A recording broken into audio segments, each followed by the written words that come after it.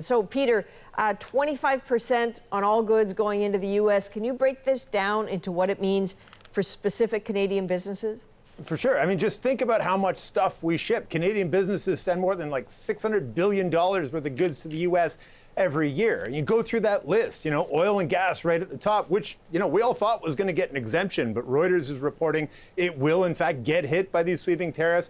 Cars make up like $73 billion worth of exports. Lumber, grain, steels, plastic, like everything gets hit. And as I look down this list, Adrienne, I'm struck by the fact that me and you and everybody watching right now knows somebody who works in those industries that are just going to get clobbered by this. So those are the individual industries, but big picture, what's your sense of what this would do to Canada's economy as a whole? It's hard to know, at least in part because we don't really know what this is yet, right? This wasn't legislation, it's a social media post. We know the initial estimates of a much smaller tariff that we expected they could clobber the Canadian GDP growth by as much as like 5%. But that, as I say, was for the proposed 10% tariffs that Trump talked about during the campaign. This came as a surprise to markets, to Canadian exporters, to American importers, everybody. It was chaos, but that's right out of the Trump playbook too, right? They yearn for chaos and they use that as leverage in these negotiations. Alex, I'm sort of conscious that we're talking about this almost as if it's a done deal, but can Donald Trump actually do this? And if so, how? I mean, he's a free man who could try to do whatever he wants. I mean, will he actually do it? Now, that's the multi-billion-dollar enigma rippling through the capitals of North America right now.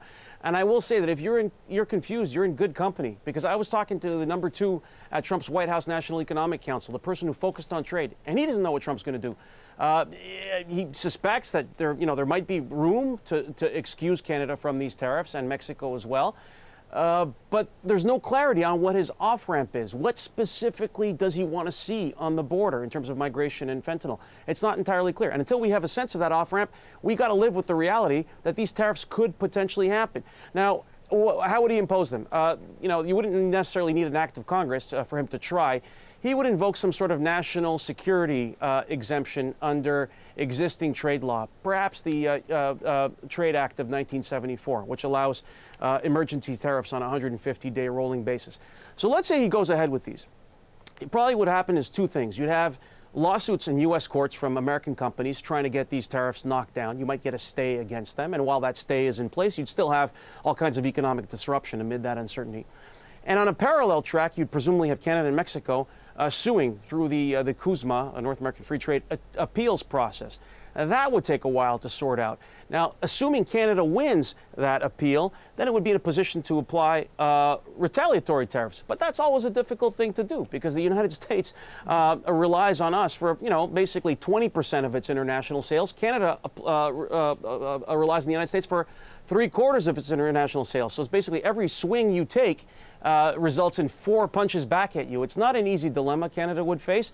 And fundamentally, what it would do is it would make a mockery of our trade agreement, in effect, doing exactly what I did to that sheet of paper. All right. So, look, Alberta Premier Danielle Smith, because the premiers are certainly talking today. She was asked on Power and Politics whether Canada should retaliate, as you're talking about, against these tariffs. So let's have a listen to her response. Let's stop the illegal migration first. Let's stop the fentanyl first. Let's meet our NATO commitment first, and let's see where we get with the Americans. I think that the U.S. has legitimate issues that they have raised with us, and we've got to address those legitimate issues.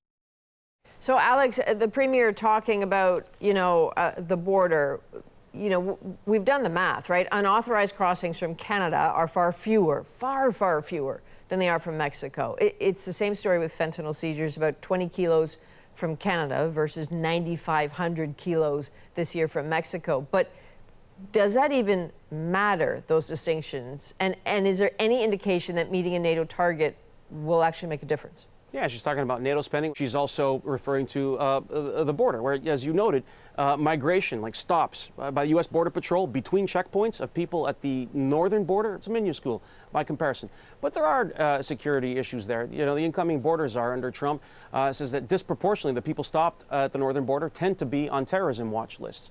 But the Premier's points speak to a more fundamental reality, and one that is actually unfolding before our very eyes.